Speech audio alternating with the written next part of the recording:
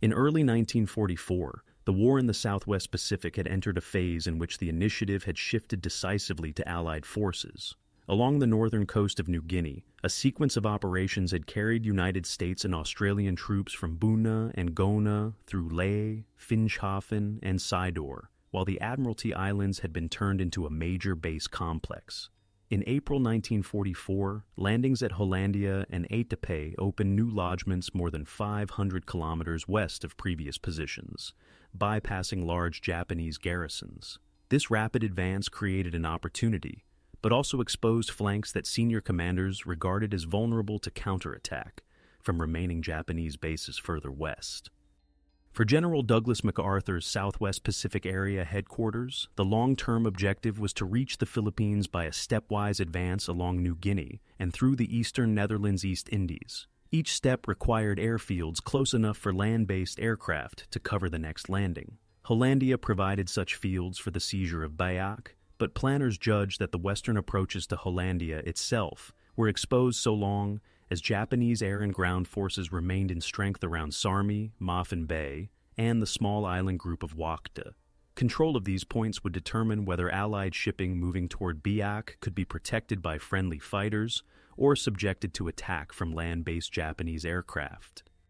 For the Japanese High Command, Western New Guinea formed part of an outer defensive zone intended to shield the approaches to the Philippines and the oil-producing regions of the Netherlands East Indies. Responsibility for this sector lay with 2nd Area Army and 18th Army, which had to defend a vast arc with declining resources. Around Sarmi-Mopping Bay, approximately 11,000 Japanese troops were concentrated, including elements of Lieutenant General Heichiro Tagami's 36th Division and supporting units. On Wakde itself, roughly 800 personnel, infantry, naval detachments, and airfield troops held positions around a single runway on the larger island of Insomuar. Japanese estimates of their own air strength in the wider region listed around 282 fighters and 246 bombers, though many aircraft were in transit or under repair and could not be committed simultaneously. Geography gave Wakde a significance out of proportion to its size. The two main islands, Insomuar and the smaller Insoemanai, lay about 3 kilometers off the northern New Guinea coast, opposite the village of Toum. Insoemuar was only about 2.4 kilometers long and less than 1 kilometer wide at its broadest point. Yet its flat surface allowed the construction of an airstrip suitable for fighters and medium bombers. From Wakde, Biak lay roughly 290 kilometers to the west, within range of aircraft such as B-25s and P-38s. In Allied assessments, seizure of this modest coral platform promised to shorten flight distances to forthcoming objectives and provide a forward base for reconnaissance, escort, and strike missions. By the time planners focused on Wakde in detail, both sides had already invested in the surrounding coast. The Japanese had begun airfield construction at Sawar and near Mopping Bay, supporting these projects with anti-aircraft guns and field artillery positioned in the low coastal hills and the more rugged terrain of the Tami and Tien Mountains. They aimed to create a network of mutually supporting strips from which aircraft could disperse and reconcentrate in response to Allied attacks.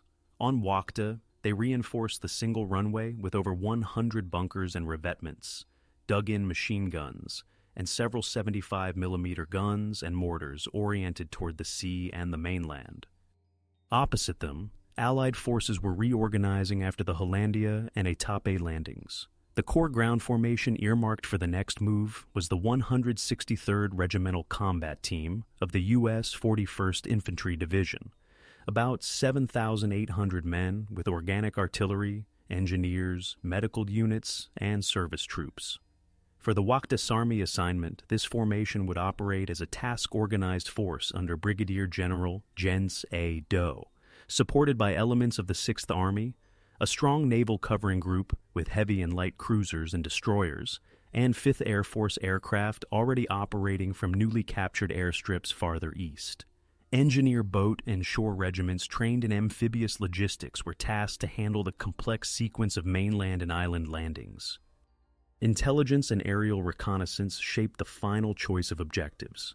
Initial planning considered a direct seizure of Sarmi on the mainland, where Japanese command posts and coastal defenses were known to exist. However, repeated photographic missions revealed that the nearby ground was marshy and judged unsuitable for heavy bomber airstrips.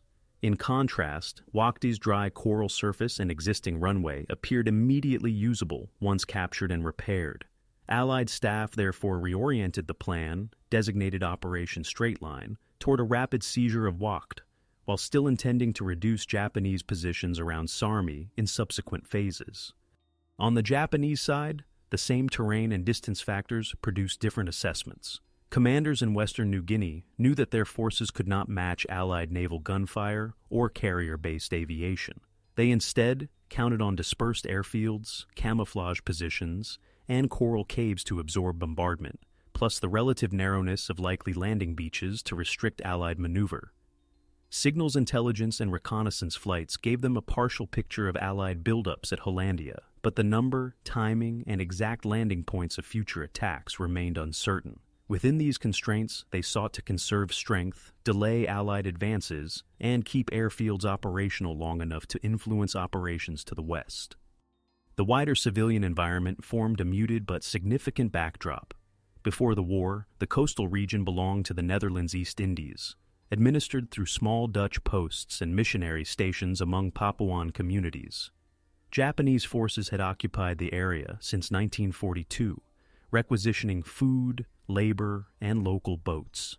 By 1944, many villages had been subjected to air raids against nearby airstrips and shipping, and movement along the coast was closely monitored by Japanese units. For local inhabitants, the approach of Allied forces meant the prospect of a change in authority and an end to forced labor, but also the risk of fighting on and around their fishing grounds, gardens, and paths. Thus, on the eve of the Battle of Wakde Island in May 1944, two military systems, two alliance structures, and multiple local communities converged on a group of islands barely visible on most maps. For Allied planners, Wakde represented a necessary link in an airfield chain leading toward Biak and the Philippines. For Japanese commanders, it was one segment in a defensive belt under mounting pressure. The conditions, dispositions, and expectations formed in this period would determine how both sides entered the opening phase of the operation. In early May 1944, the decision to move against Wakde and the adjacent Sarmi coast was translated into specific orders and timetables. General Walter Kruger's 6th U.S. Army assigned the mission to a task force built around the 41st Infantry Division, with the 163rd Regimental Combat Team designated as the main assault formation. Brigadier General Jens Doe received responsibility for the immediate conduct of the landings, while naval forces under Rear Admiral William Fechteler were tasked to deliver and support the troops along a narrow stretch of shoreline between the villages of Arare and Toem. 5th Air Force units based further east were ordered to neutralize Japanese air power and coastal defenses in the days preceding the landings. For the Allied command, the opening phase began not with troops on beaches, but with an intensification of reconnaissance and bombardment. Photographic aircraft flew repeated sorties over Wakde and the Sarmi-Mafen Bay area, mapping gun positions, dispersal bays, and roads. B-24 and B-25 bombers attacked the runway on Insomor and the Sawar and Mafen airfields, cratering surfaces and destroying fuel dumps. Long-range fighters escorted these strikes and tested Japanese aerial reactions. Naval gunfire was registered against coastal reference points to improve the accuracy of the preparatory barrage. These actions aimed both to reduce the capacity of Japanese air units to interfere with the landings and to compel the defenders to reveal their positions.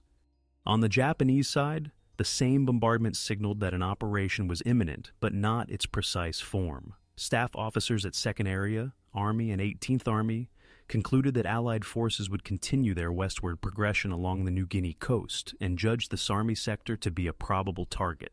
However, uncertainty remained about whether the initial blow would fall directly on the mainland around Sarmi or on the Wakde Islands. Reports from observers and surviving aircraft documented heavy damage to airfield infrastructure and the loss of parked planes, but they also noted that much of the Japanese infantry remained intact in fortified caves and dugouts. Local commanders therefore anticipated an amphibious operation under cover of naval guns and resolved to hold beach defenses and prepared positions as long as supplies allowed. The Amphibious Task Organization reflected Allied experience gained since 1942. The 163rd Regimental Combat Team was subdivided into assault battalions, reserve elements, engineers, signal units, and medical detachments. Special engineer boat and shore units were allocated fleets of landing craft, LC, VPS, and LCMS for troops and vehicles, supplemented by larger LSTS for heavy equipment and artillery.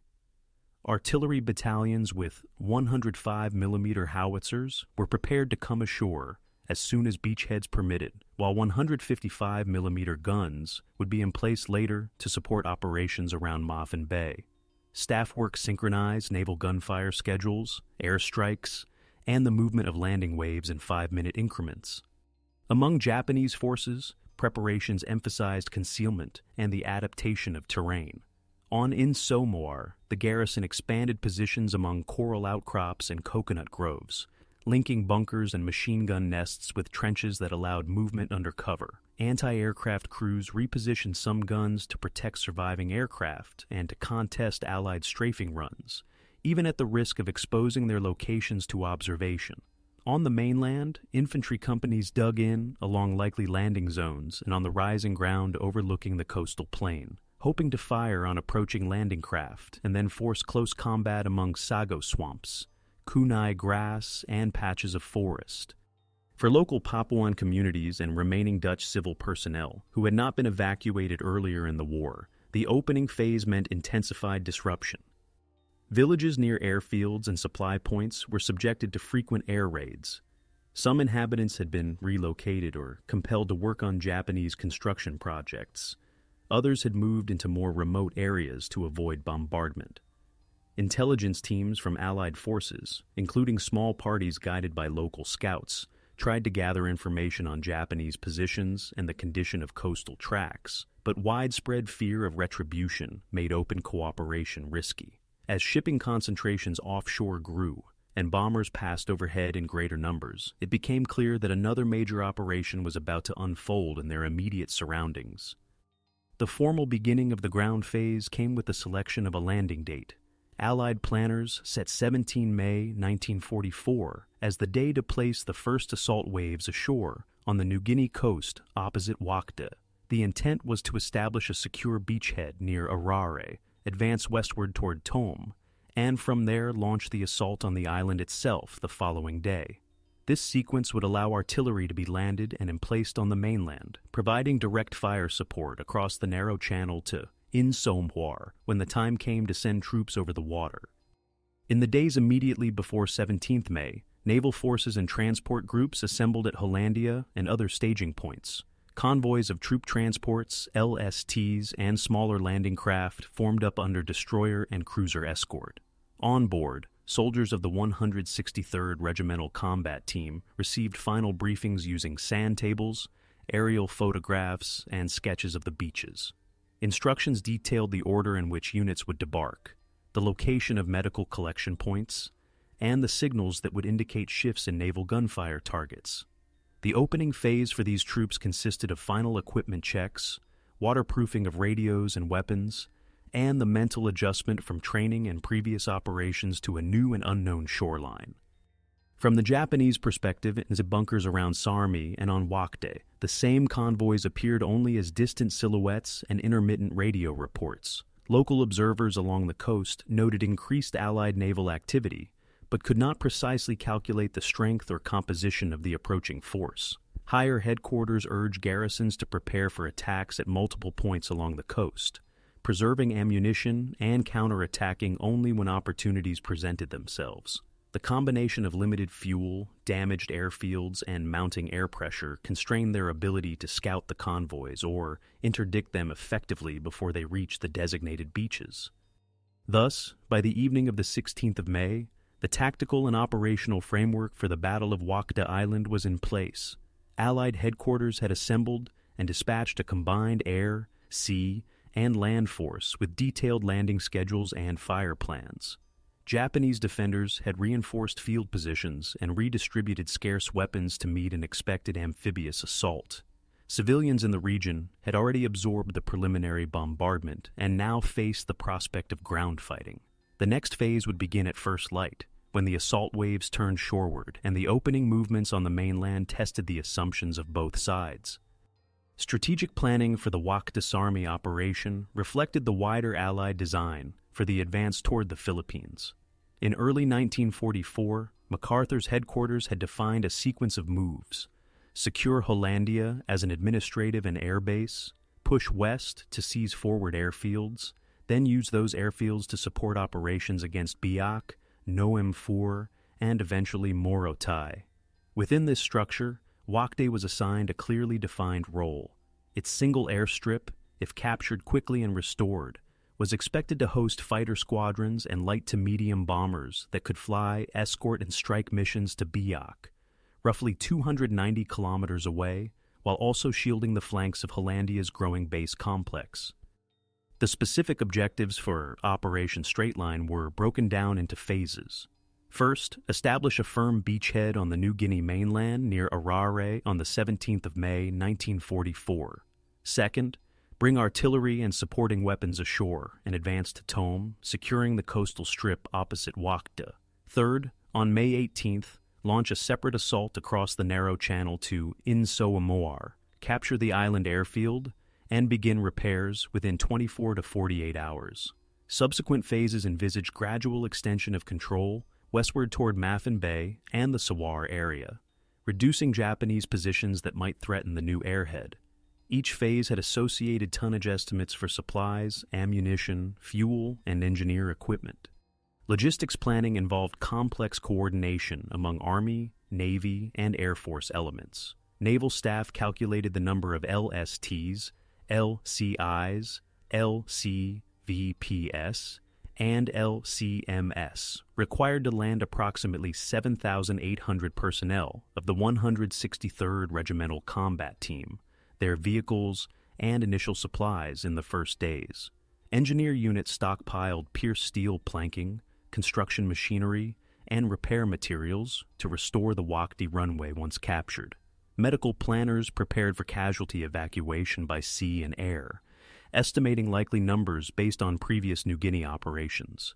Fuel calculations accounted not only for vehicles and generators ashore, but also for the aircraft expected to operate from Wakde after the airfield became functional.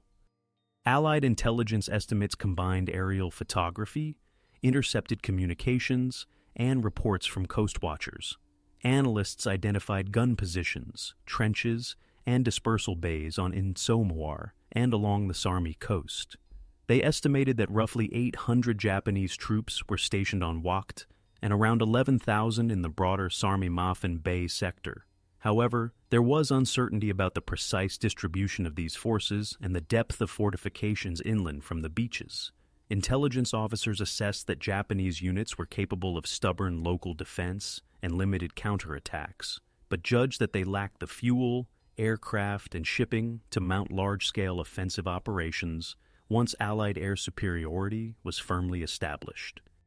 Japanese planning operated under different constraints and assumptions. Higher headquarters had designated Western New Guinea, including Wakde and Sarmi, as part of a defensive perimeter intended to delay Allied access to the central Philippines and the oil centers of Borneo and Sumatra. Orders to local commanders stressed the need to hold key airfields as long as possible, both to permit continued air operations and to tie down Allied forces. The forces around Sarmi and Wakde, including elements of the 36th Division and associated support units, were expected to fight from prepared positions, trading space for time and inflicting attrition on any landing force.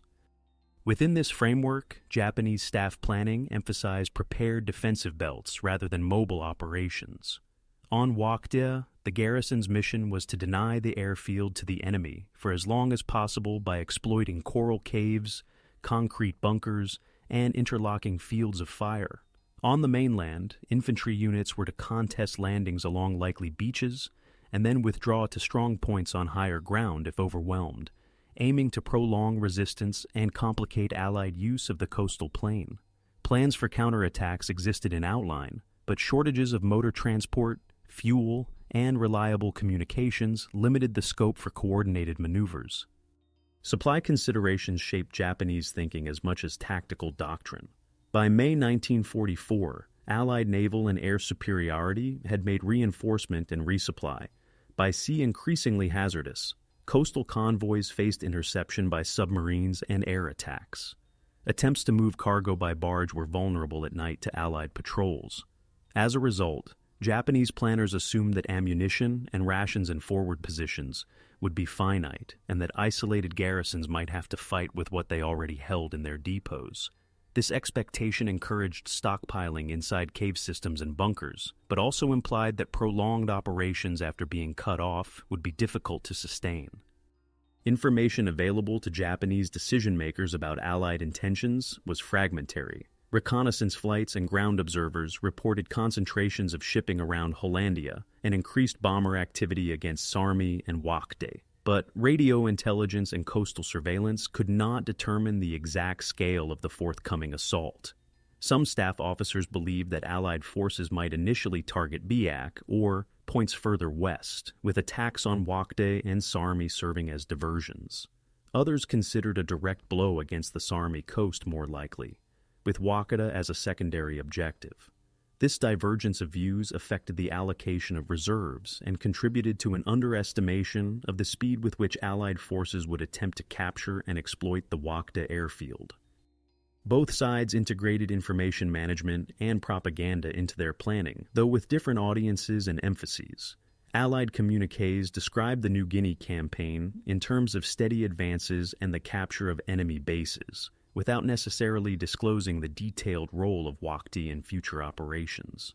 Japanese domestic propaganda portrayed the defense of outlying positions in New Guinea as part of a broader struggle to protect the homeland and key resource areas, highlighting the determination of garrisons, but seldom dwelling on the logistical difficulties they faced. For local Papuan communities, however, planning on either side was largely opaque.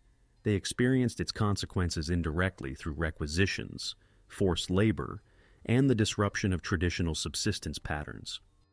By mid-May 1944, therefore, the strategic goals and detailed plans for the Wakde operation had crystallized.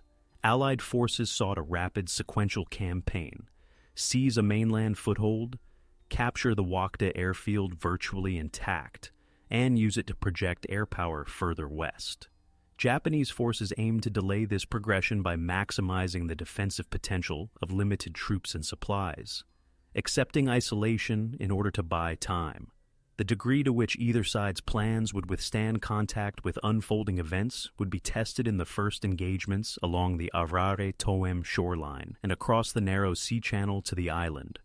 At first light on 17 May 1944, the Allied convoys approached the Arare-Toem coastline in a precise sequence. Cruisers and destroyers moved ahead of the transports and, at the scheduled time, opened fire on designated sectors along the shore. Their targets were Japanese gun positions, suspected command posts, and concentrations of trees and undergrowth, where trenches and bunkers had been identified from aerial photographs.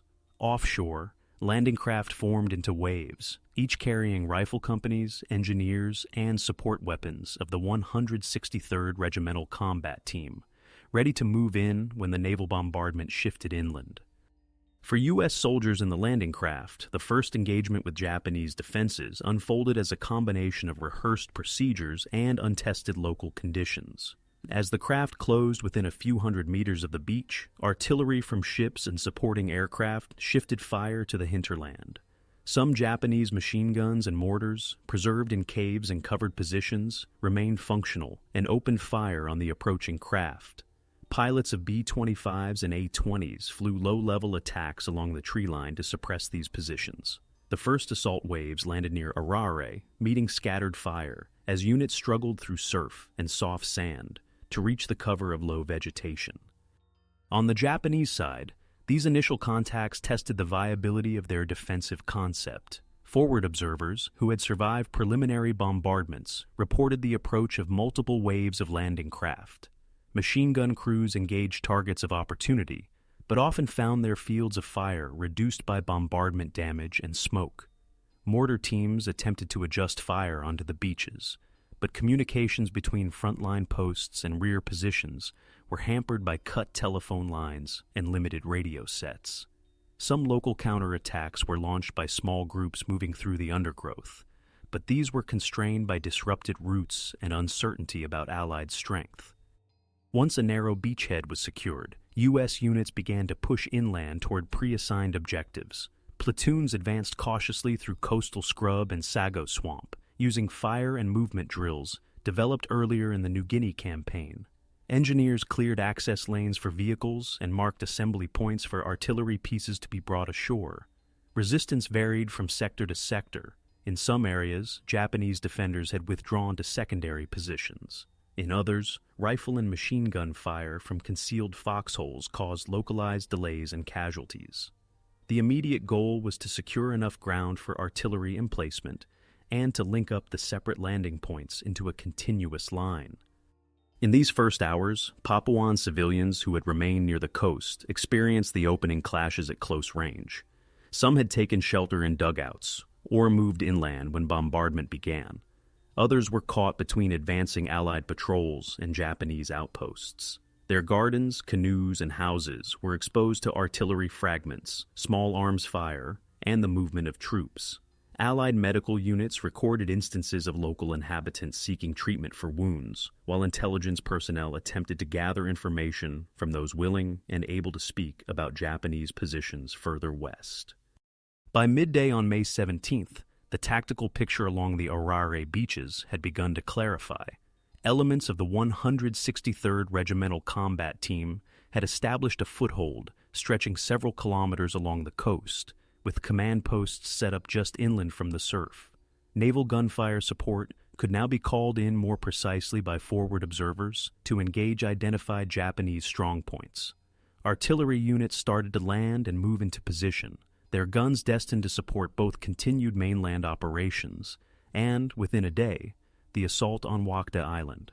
Japanese forces, though still present in the area, had lost control of the immediate shoreline and now faced the problem of responding from more distant positions. For Japanese commanders observing the situation from their posts around Sarmi and Maffin Bay, the first engagements at Arare and Toom confirmed that Allied forces were committed in strength. Reports indicated that Allied artillery and air power had successfully disrupted frontline defenses, and that the landing beaches were no longer tenable. However, surviving units inland remained operational, and headquarters still expected them to delay the Allied advance. Plans began to form for local countermeasures around Maffin Bay, even as the loss of the coastal strip opposite Wakde made clear that the island garrison would soon face a direct assault across the narrow channel. As 17th May 1944 progressed, the fighting along the Arare-Toom sector intensified and broadened beyond the narrow strip of landing beaches.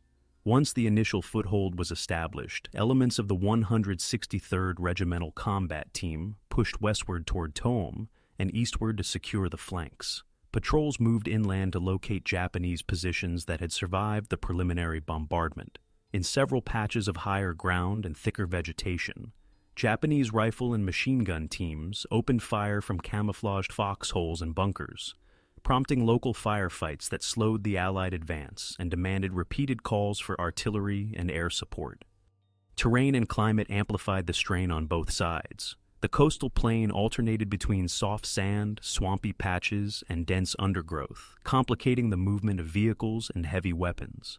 Engineers struggled to create firm tracks for jeeps and artillery prime movers, while infantry units coped with heat, humidity, and the risk of heat exhaustion. Japanese defenders operating from dugouts and caves faced similar conditions, with limited access to clean water and the constant pressure of bombardment. Medical units on both sides dealt with wounds from shrapnel and small arms fire, as well as the effects of the environment. By afternoon, U.S. artillery batteries had begun to emplace their guns within the expanding beachhead. 105mm howitzers were positioned to support continued operations along the coast and to reach, at the limit of their range, sectors around Wakde.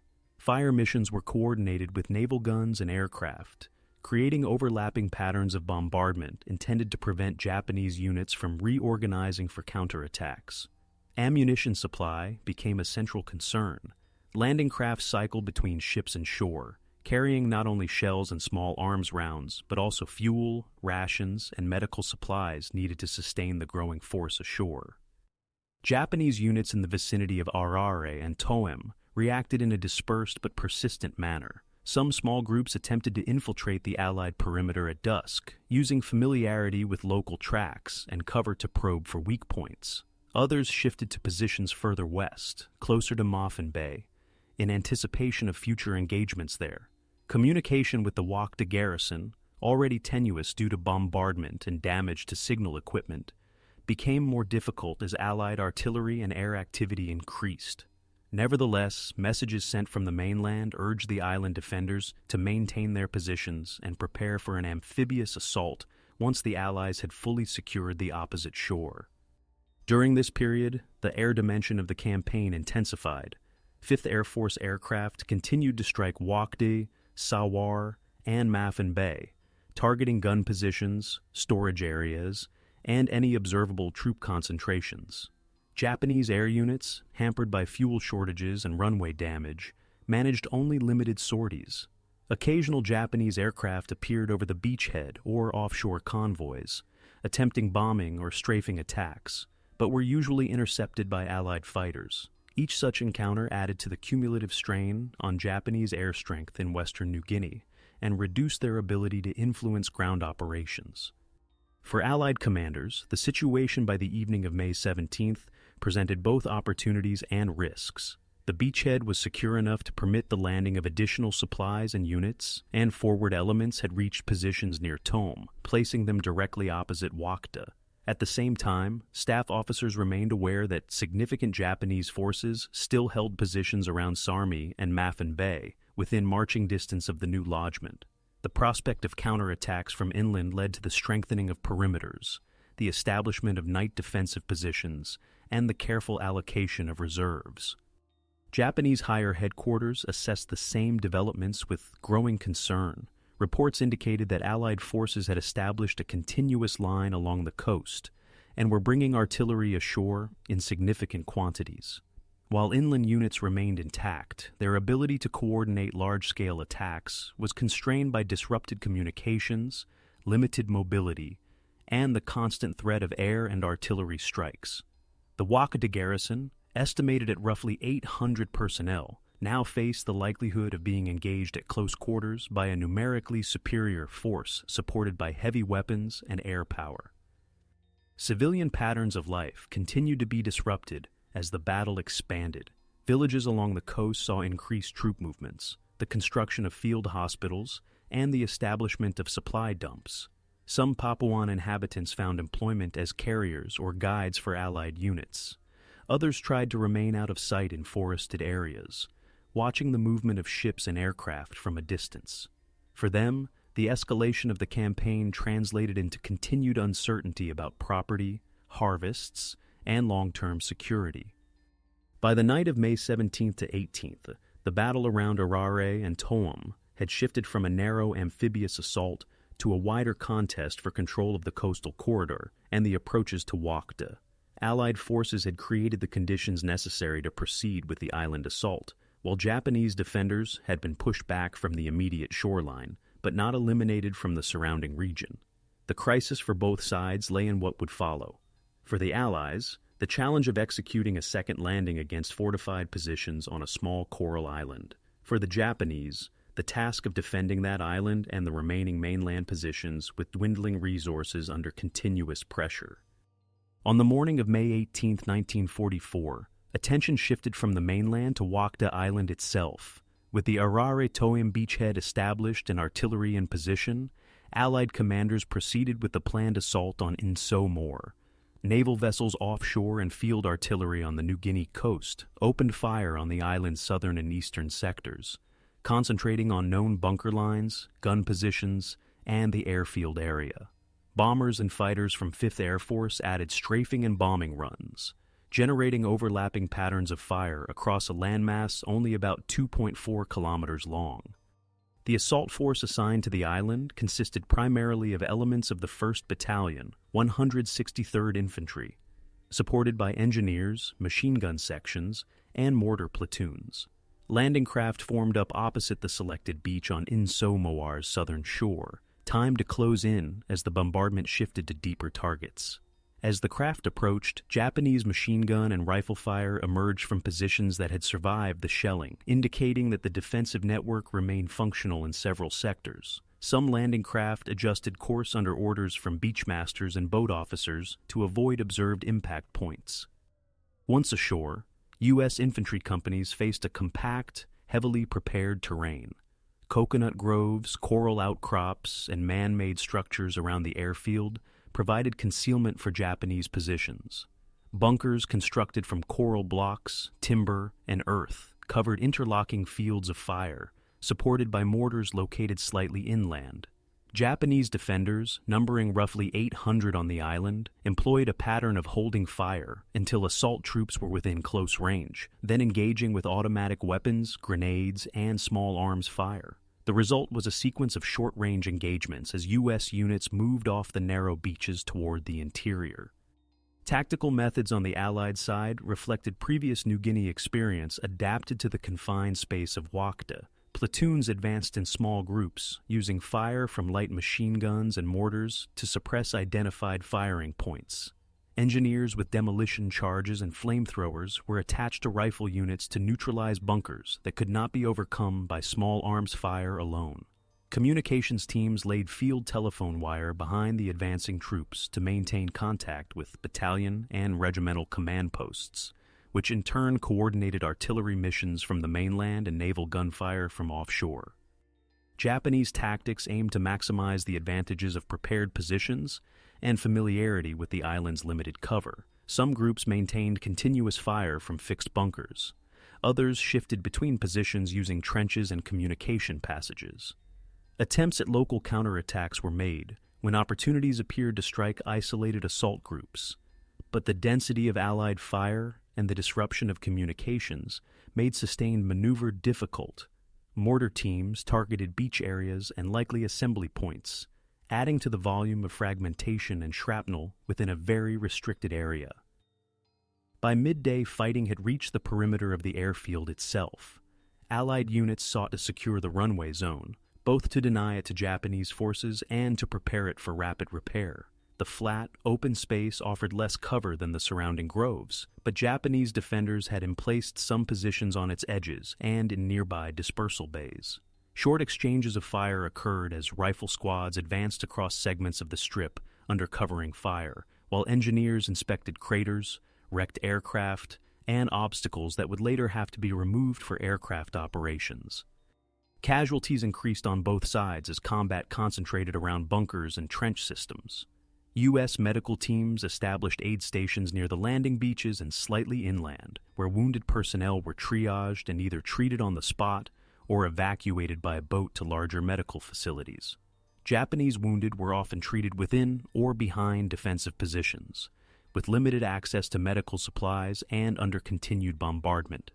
Exact casualty figures for individual hours are difficult to assign, but by the end of the Wakde operation, U.S. forces would record roughly 40 to 50 killed and around 140 wounded, while Japanese losses on the island would number more than 700 killed, with only a small number taken prisoner. Throughout the day, command decisions focused on maintaining momentum without overextending assault companies. Brigadier General Doe and his staff monitored reports from forward units and adjusted the employment of reserves, rotating some elements as fatigue and ammunition expenditure rose. Requests for artillery concentrations on specific bunker clusters were relayed to batteries across the channel, which shifted fire accordingly. Naval gunfire was used more selectively than during the initial bombardment, in order to avoid striking friendly troops operating close to Japanese positions. For Japanese commanders on Wakde, the same period represented the peak of their effort to hold the island. Communications with SARMI and higher headquarters were intermittent due to damage to radio sets and antennas. Orders emphasized continued resistance and the holding of key positions as long as possible, but practical control over dispersed bunker groups diminished as the day advanced. isolated pockets continued to fight from coral caves and fortified points even after neighboring positions had been overrun, contributing to the protracted nature of combat despite the island's small size. Civilian presence on Wakde during this phase was limited. Some Indonesian and Papuan laborers, previously employed on airfield construction and maintenance, were caught in the fighting. Their shelters and work areas lay close to the runway and dispersal points targeted in the bombardment. Accounts indicate that some attempted to move away from active combat zones when possible, while others remained under Japanese control until the final reduction of positions. Their situation underscored how the concentration of military infrastructure on a small island left little separation between combat and non-combatant spaces. By evening on May 18th, Allied forces controlled significant portions of Insomuar, including much of the airfield area, but organized Japanese resistance persisted in several bunker complexes and cave systems. The peak of the campaign on the island had been reached in terms of intensity and density of engagements. The outcome, however, still depended on the systematic reduction of remaining strong points, the prevention of any organized counterattack, and the rapid transition from combat operations to airfield rehabilitation, all under the continuing threat posed by Japanese forces remaining on the New Guinea mainland to the west. On 19th May 1944, the character of fighting on Wakde shifted from the initial assault to a series of localized actions aimed at reducing remaining Japanese positions and stabilizing the island as a functioning base. U.S. infantry companies reorganized their lines around the airfield and along the coral ridges, establishing a perimeter that divided the island into sectors. Within these sectors, small units conducted systematic searches for bunkers, caves, and trench systems that had not been fully cleared during the first day's advance. The emphasis moved from gaining ground quickly to preventing infiltrations and neutralizing individual strongpoints. Japanese resistance adapted to these conditions by relying on concealment and night movement. Groups of defenders who had survived in isolated bunkers or coral cavities used darkness to shift position, attempt infiltration of U.S. lines, or launch sudden close-quarters attacks against positions they had reconnoitered earlier. These actions sought to exploit familiarity with the terrain and the limited depth of the Allied perimeter on a narrow island. Some Japanese personnel also attempted to move toward the northern shore in the hope of eventual evacuation, or simply to prolong resistance away from the most heavily contested areas. To counter these tactics, U.S. forces adjusted their defensive methods. Perimeter positions were reinforced with overlapping arcs of machine gun fire, prearranged mortar concentrations, and the use of illumination rounds at night. Listening posts and patrols were pushed slightly forward to provide early warning of movement in the undergrowth or among coral formations. Engineers with flamethrowers and demolition charges worked closely with infantry to clear positions identified through reconnaissance or night encounters, aiming to reduce the number of places from which Japanese troops could mount sudden attacks. On the mainland, resistance and adaptation unfolded on a broader scale. While the seizure of the Arare Toem beaches and the Wakde airfield proceeded, Japanese units further west around Mopping Bay and the foothills of the Tami and Tien Mountains prepared to contest any eastward Allied advance. Elements of the 36th Division and other units reorganized into defensive groups oriented toward key features such as river crossings, ridges, and coastal tracks. Their intention was to create a series of positions from which to counterattack or at least slow Allied movement along the corridor leading from Arare to Mopping Bay. Allied command responded by adjusting the composition and deployment of forces in the Wakde Sarmi sector. Reinforcements, including additional infantry elements and supporting arms, were brought into the area, raising Allied ground strength to more than 10,000 troops when combined with the 163rd Regimental Combat Team and its attached units. Plans for immediate deep penetration inland were moderated in favor of securing the existing lodgment, protecting the new airfield, and advancing in a controlled manner toward known Japanese concentrations near Mopping Bay.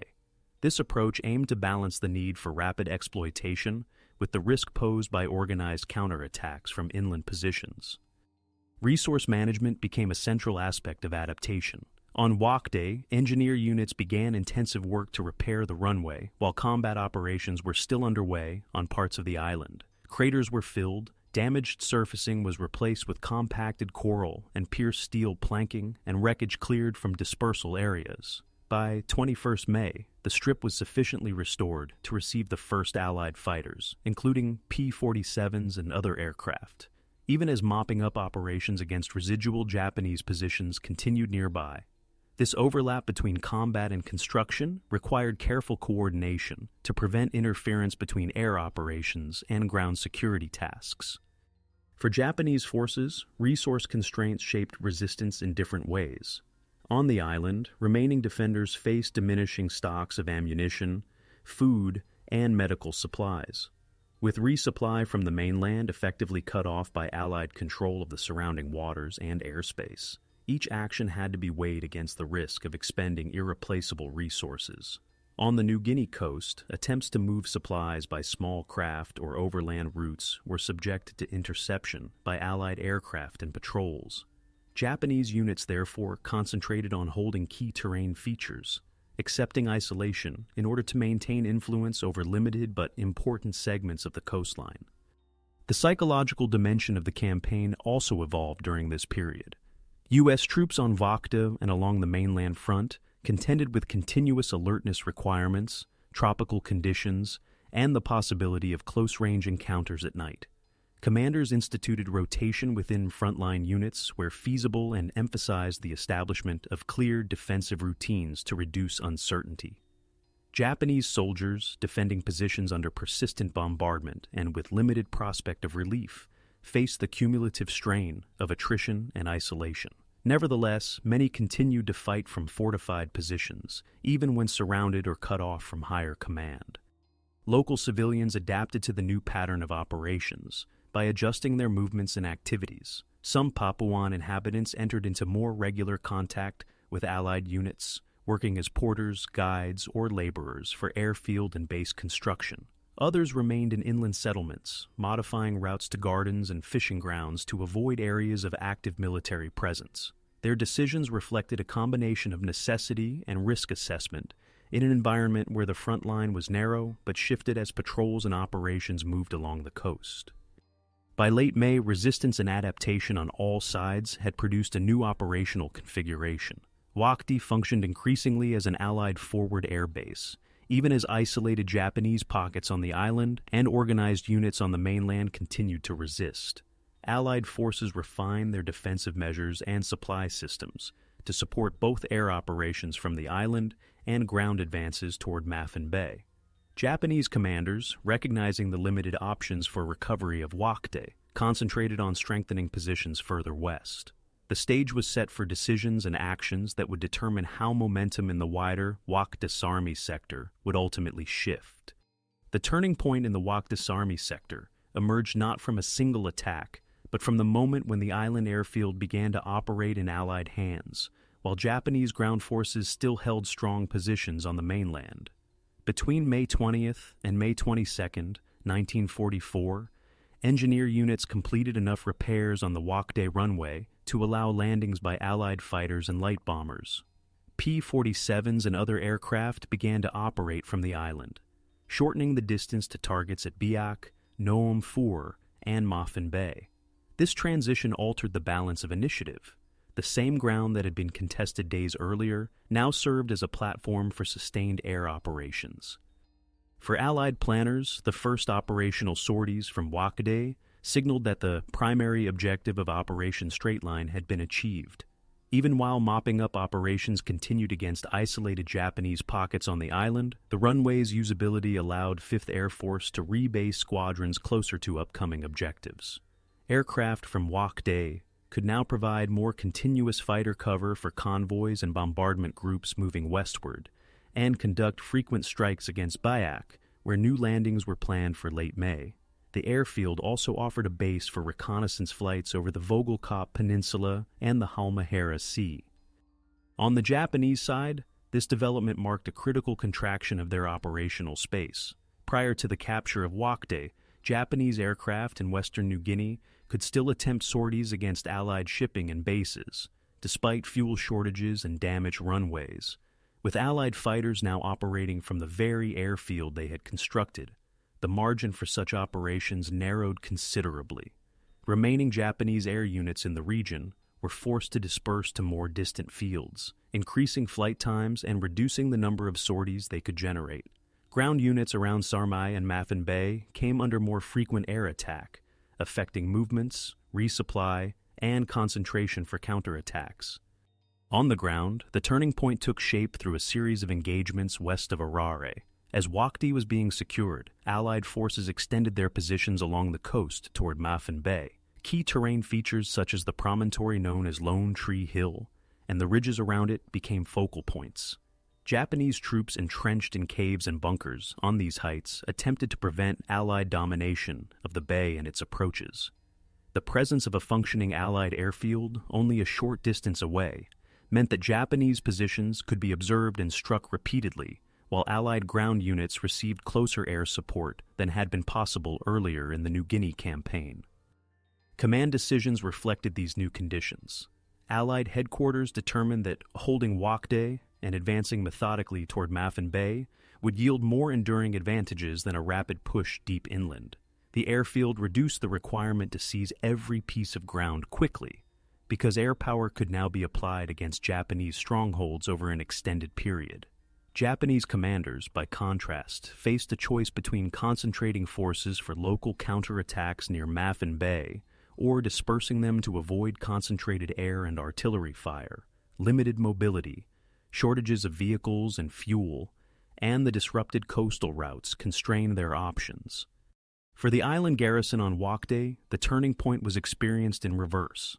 As Allied engineers and air personnel arrived in increasing numbers, remaining Japanese defenders were pushed into ever smaller pockets. By late May, organized resistance on Inso Moar had largely ceased, with most of the garrison killed in action and only a few captured. The island's function changed from contested ground to rear area support for operations on the mainland and further west. This shift demonstrated how a fortified position, once lost, could quickly become a base for the opposing side's logistical and operational systems. Civilians in the region perceived the turning point through changes in daily patterns rather than formal announcements. The intensification of Allied air activity from Wakde brought more frequent overflights and the sound of takeoffs and landings to coastal villages. At the same time, Japanese requisitioning and patrols became less regular in areas closer to the Allied lodgment, as units concentrated near remaining strongpoints such as Lone Tree Hill and positions west of Maffin Bay. Some Papuan inhabitants entered into longer-term employment with Allied units, working on airfield maintenance, cargo handling, and construction of support facilities.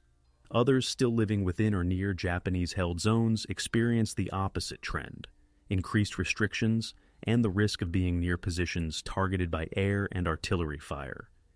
The broader operational context magnified the importance of these developments. While Wakde-based aircraft began operating, Allied forces launched landings on Biak on 27 May 1944, confronting another significant Japanese garrison. The ability to fly fighter escorts and strike missions from Wakde reduced the strain on more distant bases and allowed more flexible scheduling of sorties. Japanese higher headquarters now had to respond simultaneously to pressure at Biak and to continuing Allied advances in the Wakde Sarmi sector, with constrained resources and lines of communication. By early June, patterns were clear. Allied forces controlled an interconnected system of bases from Hollandia to Wakde, with Biak becoming the next node. Japanese troops still held ground near Sarmi and Maffin Bay, but their operations took place under constant surveillance and intermittent attack from aircraft based only a short flight away. The turning point of the Wakde campaign, therefore, lay in the transition from contested terrain to integrated base structure, a moment when the capture and repair of a single airfield changed the operational geometry for both sides, shaping the subsequent conduct of ground and air operations along this sector of the New Guinea coast. By June 1944, organized combat operations directly connected to the seizure of Wakde had shifted westward along the coast, but fighting in the Wakde Sarmi sector did not end abruptly. On the mainland, engagements continued around Maffin Bay, particularly in the area dominated by the feature Allied reports called Lone Tree Hill. Japanese units had established a network of positions in caves and bunkers on this height and in the ridges and ravines surrounding it. For them, these strong points represented a last opportunity to obstruct Allied consolidation of the new base system. For Allied ground forces, the same terrain was an obstacle that had to be reduced to secure the flank of the Wakde airfield and the coastal corridor. U.S. formations reinforced beyond the original 163rd Regimental Combat Team to include additional infantry battalions, artillery, and supporting units, conducted repeated attacks against these positions during June and early July 1944. Operations combined infantry advances with closely coordinated artillery and air strikes, many of the latter now flown from Wakde itself. Progress was measured in limited territorial gains, the capture of specific ridges, cave entrances, or bunker clusters rather than sweeping advances. Japanese defenders, drawing on stocks of ammunition and supplies previously moved into the area, launched localized counterattacks and held out in individual caves until their resources were exhausted. As this fighting continued, Japanese higher headquarters faced the broader problem of allocating reduced forces across multiple threatened sectors. The loss of Wakde as an airbase and the growing pressure on Biak compelled 2nd Area Army and 18th Army to reconsider which positions in western New Guinea could realistically be held. Orders increasingly emphasized delaying actions and the preservation of cadres that might later be withdrawn or employed in other defensive lines. In practice, however, the combination of Allied air and naval control and damaged infrastructure made large-scale withdrawals difficult. Many units around Sarmi and Maffin Bay remained in place, fighting until attrition and isolation ended their ability to function as coherent formations. For Allied forces, the end of large-scale combat in the immediate Wakde Sarmi area is usually dated to late June and early July 1944, when organized Japanese resistance around Lone Tree Hill and nearby features was reduced to scattered pockets. Patrols continued to encounter small groups of Japanese soldiers in the forests and hills, some attempting to move inland, others remaining near former positions. These contacts produced additional casualties on both sides, but no longer threatened the security of the main Allied base area. U.S. commanders gradually shifted emphasis from direct combat operations to consolidation, construction, and the transfer of some units to new operations further west. The human cost of the campaign became clearer as the front stabilized. U.S. records for the Wakde Sarmi operations reported several hundred casualties, including those suffered in the Arare Tom landings, the seizure of Wakde Island, and the subsequent fighting around Maffin Bay. Japanese losses, combining the near-total destruction of the Wakde Island garrison with casualties among mainland units, reached several thousand killed, wounded, or missing, although precise figures are difficult to reconstruct due to incomplete surviving documentation. Medical units on both sides treated not only battle injuries, but also diseases associated with tropical conditions, which affected combat strength and recovery. For local civilians, the aftermath involved a gradual but incomplete return to patterns of daily life. In areas under Allied control, military authorities and Dutch civil representatives began to re-establish some administrative functions, distribute limited relief supplies, and recruit labor for base construction, cargo handling, and road building. Papuan inhabitants who had been displaced by bombardments and fighting sometimes returned to damaged villages near the coast, assessing whether it was feasible to rebuild houses and gardens in proximity to airfields, depots, and roads. Others chose to remain in inland settlements, visiting the coastal zone only for trade or employment. In zones that remained under or near Japanese control for some time, civilian conditions were different. Continued military presence meant ongoing requisitioning of food and labor, alongside the risk that villages located close to defensive positions would be exposed to air and artillery strikes. Some communities found themselves moving more than once, first under Japanese direction and later in response to Allied advances. The aftermath for these populations was defined less by a clear transition from war to peace than by a gradual reorientation of authority and supply networks. The physical environment also bore visible traces of the campaign. On Wakde, wrecked aircraft, damaged bunkers, and bomb craters remained alongside the repaired runway and newly constructed Allied facilities. On the mainland, sections of forest and scrub along the Arare-Toem-Mafen corridor showed the effects of bombardment, excavation, and road building. Rivers and streams used by villagers and troops alike had to serve both as sources of water and as logistical routes, sometimes contaminated by the presence of debris and abandoned equipment. As Allied attention shifted to Biak, Noem 4, and subsequent objectives, Wakde and the surrounding sector took on the character of a rear area, though sporadic contacts with small Japanese groups continued. The end of major fighting did not immediately resolve questions of supply, health, or resettlement for those who lived there, nor did it erase the experiences of soldiers from Japan, the United States, the Netherlands East Indies forces, and local auxiliaries who had participated in the campaign. Instead, the Wakde Army sector entered a phase in which its role in the wider war was defined less by visible combat and more by its function as a link in the chain of bases supporting the ongoing advance toward the Western Pacific. In the long view of the Pacific War, the Battle of Wakde Island occupies a position that is both specific and representative. It was specific in that it centered on a single, compact island airfield and an adjacent stretch of New Guinea coast in May-June 1944. It was representative in that it illustrated the broader pattern of the Southwest Pacific campaign, a sequence of amphibious operations aimed at capturing airfields, bypassing concentrations of Japanese troops, and building an interlocking chain of bases for the advance toward the Philippines. Operationally, Wakde's legacy lay in its contribution to this chain. Once the airfield became functional under Allied control, fighters and light bombers based there supported the landings on Biak, strikes on Noem 4, and reconnaissance toward the Vogelkop Peninsula and Halmahera. The distance from Wakde to Biak, roughly 290 kilometers, was well within the range of P-47s and medium bombers, allowing more frequent and better escorted sorties than would have been possible from more distant bases. This shortened air bridge reduced transit times, eased fuel calculations, and helped sustain the tempo of operations as the front moved west.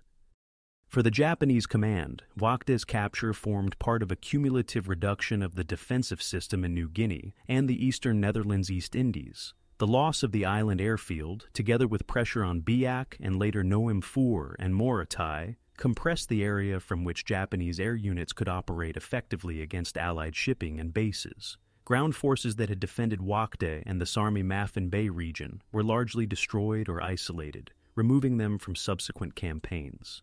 In strategic terms, this attrition weakened the ability of 2nd Area Army and 18th Army to influence the later battles for the Philippines and the approaches to the oil regions of Borneo and Sumatra. The battle's significance for the forces directly engaged was more immediate. For the U.S. 41st Infantry Division and attached units, Wakde and the associated fighting around Mafen Bay became a key chapter in divisional history. The operations illustrated the use of regimental combat teams, integrated naval gunfire, and air support in a confined environment. Casualty figures, including roughly 40 to 50 killed and about 140 wounded on Wakde itself, and several hundred more in the wider Wakde Army sector, were recorded and analyzed in after-action reports that informed training and planning for later amphibious assaults. Japanese units, whose losses in the sector numbered in the thousands when the island garrison and mainland forces are combined, provided fewer surviving records, but post-war studies have used available documents to examine how logistics shortages, air inferiority, and limited mobility affected their defense. For local Papuan communities, the legacy of Wakde and the surrounding operations was mixed and extended beyond 1944. The construction and later expansion of airfields, roads, and depots altered patterns of settlement and movement along the coast. Some villages became closely tied to the new base economy, supplying labor and interacting regularly with Allied and, later, Dutch and Indonesian authorities. Others were relocated or reoriented toward inland resources when coastal areas remained dominated by military infrastructure or debris. War graves, wrecked aircraft, and remnants of bunkers became part of the physical landscape, influencing how subsequent generations encountered the history of the campaign. Politically and administratively, the Wakde sector formed part of the re-establishment of Dutch authority in the Netherlands East Indies after Japanese occupation. Dutch civil officials, returning under Allied protection, used bases such as Wakde and Hollandia as staging points for wider efforts to reassert control over New Guinea and, eventually, other islands. After 1945, the territory's status became entangled in the broader process of decolonization and the emergence of Indonesia. In this context, Wakde's wartime role as an Allied base intersected with later debates over sovereignty, development, and the legacy of both colonial and wartime authorities in the region. In historical writing, Wakde has often been overshadowed by more extensive campaigns such as Leyte, Luzon, or Okinawa, and even within New Guinea by Bunagona, Biak, or the Huon Peninsula operations. Yet, specialist studies of the Southwest Pacific and Unity's histories of both U.S. and Japanese formations have treated Wakde as an instructive example of mid-1944 operational methods. Analysts have examined the coordination between land, sea, and air forces, the decision to prioritize airfield seizure over complete destruction of all enemy formations in the region, and the balance between speed of advance and the risks of leaving enemy garrisons bypassed or only partially reduced. Interpretations of Wakde's importance vary in emphasis. Some accounts highlight its role as a necessary step in the logistical and air support system for the subsequent advance. Others focus on the tactical lessons derived from fighting on a small, fortified coral island, including the use of engineers, flamethrowers, and close air support in reducing bunkers and caves. Japanese perspectives, drawing on surviving documents and post-war narratives, often stress the constraints under which defenders operated, including shortages of fuel, ammunition, and transport, and the difficulties of coordinating dispersed units under continuous air attack. Commemoration of the battle reflects these differing vantage points. In the United States, Wakde appears primarily in the context of the 41st Infantry Division's record and in broader accounts of the New Guinea campaign. In Japan, it is one of many engagements in the long and costly defense of New Guinea and the eastern approaches to the empire. In present-day Indonesia and Papua, the wartime installations, cemeteries, and remaining structures contribute to local and regional understandings of the Second World War, alongside other sites of conflict and occupation. Taken together, these strands form the legacy of the Battle of Wakde Island. The operation did not decide the outcome of the Pacific War on its own, but it shaped the conditions under which later battles were fought by altering air basing, destroying or isolating specific Japanese formations, and transforming a small group of islands and nearby coastline into a component of a larger base network. Its significance lies in how military decisions, local experiences, and post-war developments intersected in and around Wakde, linking a compact battlefield to the wider processes of the war and its aftermath in the Southwest Pacific.